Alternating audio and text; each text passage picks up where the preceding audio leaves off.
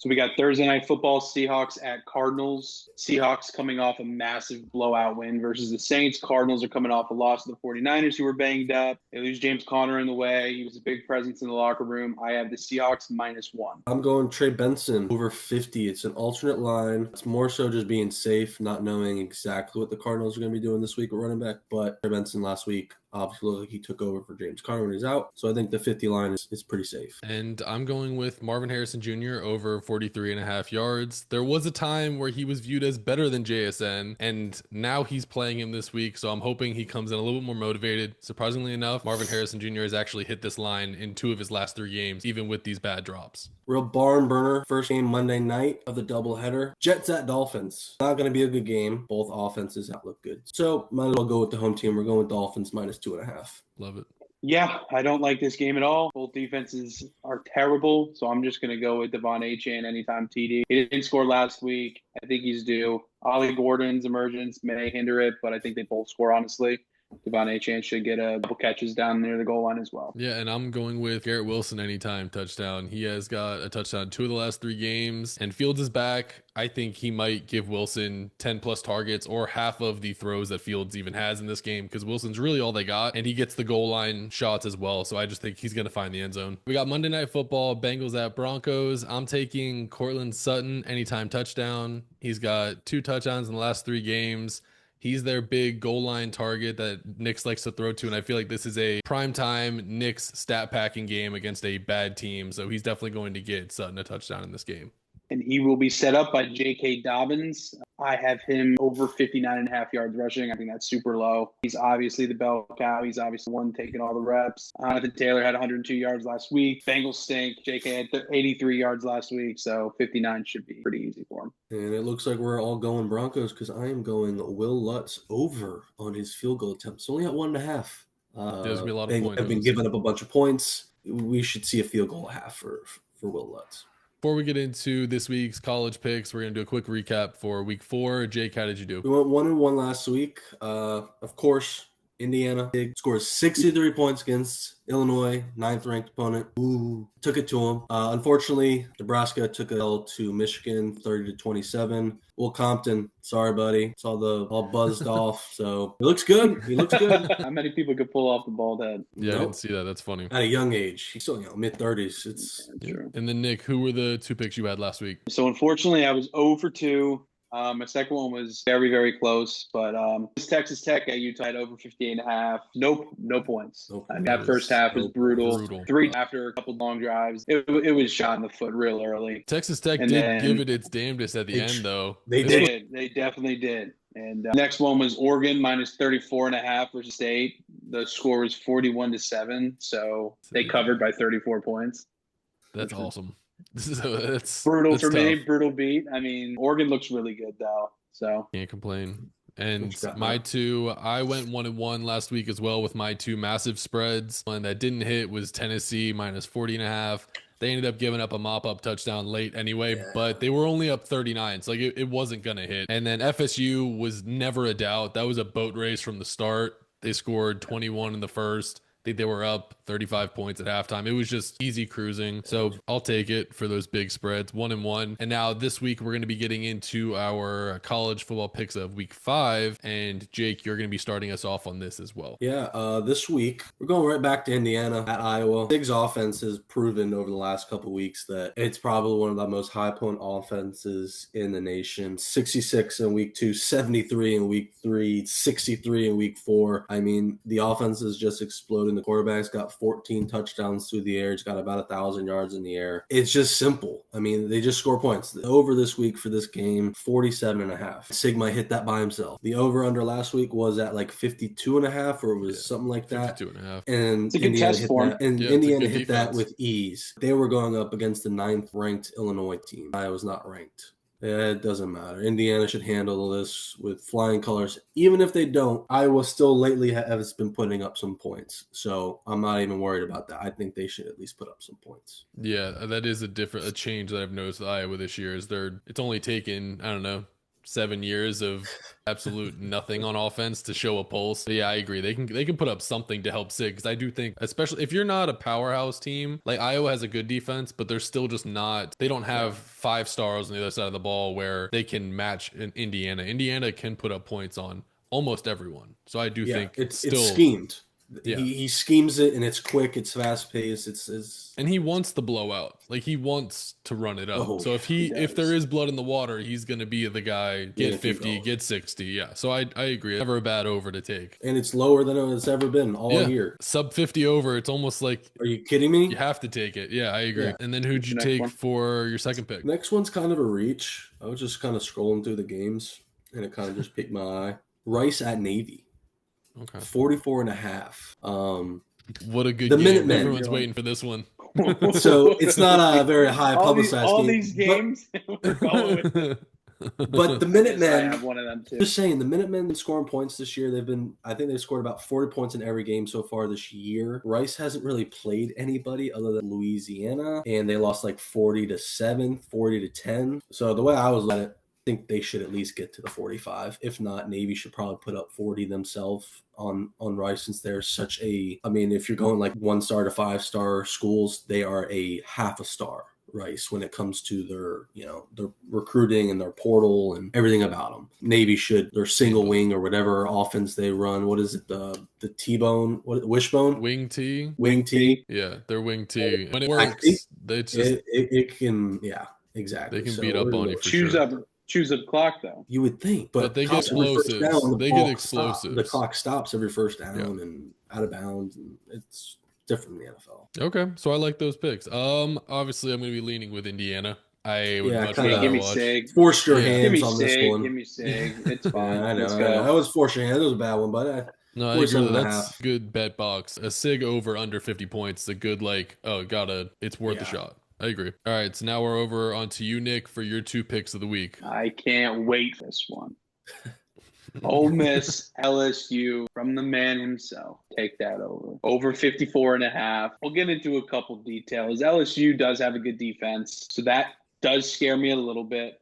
We don't know how good their wins really are. One was against Florida. First one was against Clemson. We thought they were good. Clemson's bad. So LSU might not be as good as we think. They did put up 56 points last week, so their offense is starting to get going. Meyer's looking good, but this is Lane Kiffin's offense. They've put up 63, 30, 41, and 46. There was a lot of news this weekend. A lot of news that just broke out from the Kiffin family. That's so. I don't know if you've heard this, Matt. I haven't.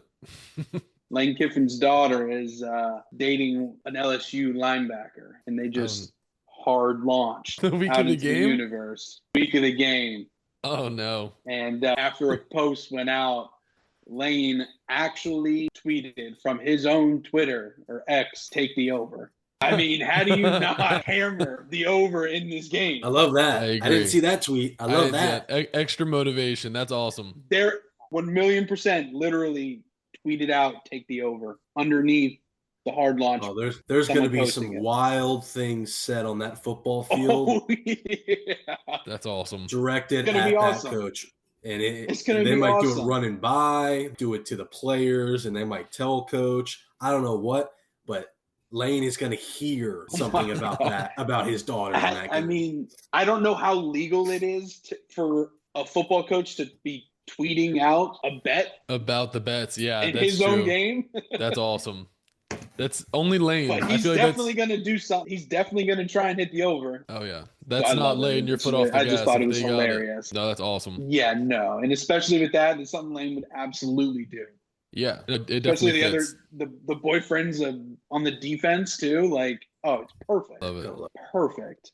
Or is he saying that he knows everything they're doing and I got this defense? Maybe. Could be that too. Maybe. I love that first one. That's a great one. So that's the first one, and that's one of the bigger games of the weekend. The other one, I went with the non-ranked one. I honestly, similar to earlier in the year, I don't know why the spread is what it is, and I was right about it.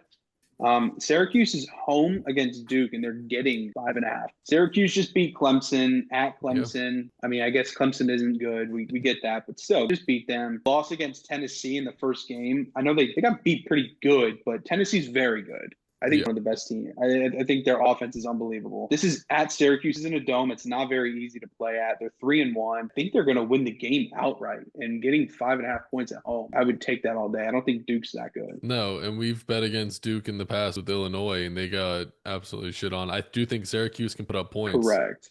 So it's as long as you have a good offense, you can catch Duke. I agree. I would would see them. Yeah, I could see them winning outright as well. I agree. I do love Syracuse's home field advantage too. Yeah, it's kind of like the North Dakota sure. State Dome, where it looks kind of small, and it just everything kind of looks just on so top loud. of you, and it's loud. Like and if basketball Syracuse stadium. is playing good, it kind of turns into a different atmosphere at those games. If they're 0-4 going into this game, it's different. Yeah, they're 3-1. They're coming off like they're 3-1. They're coming off 3 straight wins, and they're coming off lost Clemson against Tennessee early. Yeah, and they just beat Clemson. A lot of fans will take note looking to get after ranked last after week. this. I like this game a little bit more than the first one, but I do too. I want to be invested. I want to be Lane's. I want to be invested in that Ole Miss game.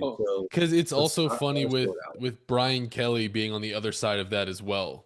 It's like he may be injured as well. Hey, he past 2 games he's gotten destroyed and he's got 2 MRIs, and that's not I'm no kid on that. Oh, you're talking about on the sideline? He's gotten hit on the sideline? Yes. 2 MRIs after the game. That's insane. Back-to-back game. This guy's fighting for his life out there while Lane's over here tweeting away about the over of the game. That's awesome. No, so that's good. So but we got 2 good ones. I mean, I like them both. I really like them both. No, I love the LSU over just because of what we're getting ourselves into. We're absolutely going with but the LSU don't be surprised if Syracuse take a little flyer on it separately. Yeah, just money line. Don't even take the plus 5.5 anymore. Just a flyer for the money line. I will take Syracuse money line for sure. I agree. Oh, okay, I mean, so we're definitely. I'm good with LSU over. I'm on it like a separate bet though. Of course. Okay, so that's our second pick for the parlay. My first one is going to be, I got 2-time matchups. We're going overs in both of these. First game is Oregon versus Penn State, 51.5. I saw it last year. This was a shootout last year, and Oregon scores on everyone. Even though Penn State can sometimes, their offense is a little bit lethargic. They don't always light it up. However, when they play a team that can, they have shown that they answer and that they can go back and forth with you. So I do think this is a game where you just have 2 very talented offenses that are just going to be clicking, and it should be in the, I think 30s for both teams is very, very easy for this. That's how I see this first game going. A little 38-34 action, probably something. Yeah, it's just lines. No one's going to get stops. Last guy to have the ball wins. Exactly. That's how I see this one going. And even both teams have covered 2. They're both 2-1 and 2-2 with the overs. However, largely because the other team wasn't scoring is when they weren't hitting. So this is a situation where both teams going to carry their weight, and that's why they're going to cruise past that number, 51.5. Not even worried about it. Yeah, I like it. So that's I think we'll know pretty early in the game as well. I don't think it's that'll be a first quarter. If Drew Aller is to then jump on the other side right away. I think this is a good live bet one too. Yeah, it's a really good. See it early, like go opposite. Yeah, because it don't get better. Because Aller don't get better. If it starts bad, it will stay bad. Yeah, I agree. So that's the first one. Second game, we're going with Bama at Georgia over 51.5. This game was such an awesome game to watch last year, and was just a light show with both of these teams really airing it out, and no one could stop each other. And I think we're going to see a similar setup this year. We have 2 new quarterbacks for both teams, but they've been scoring tons of points. And the only reason that these teams, Bama's 3-0 with the overs this year. This is going to be another track meet. Personally, I think that 51.5, it should be closer to 60. Like we just saw Texas Tech and Utah last week was 58.5. And I think these offenses are definitely better than Utah's offense. So I could definitely see this being a 60-point matchup. Neither defense is dominant. Offenses are moving the ball, and it's just a great matchup. I think it's just going to be answer, whoever has the ball last. I agree with that one. I like this Bama Georgia over better in my opinion. I mean, seeing Georgia give up what they gave up against Tennessee and also be able to score. I mean, they could put up 40-something points against Bama themselves, and Bama only needs to put up 11 or 12. I mean, yeah, and I could see that happening as well. No, I agree. I don't know. I think Oregon coming all the way over to the other coast stadium. I think it might be slow. It might be a slow start. I don't think will do too much. I run the ball a lot as in Penn State. I think Penn State will run the lot.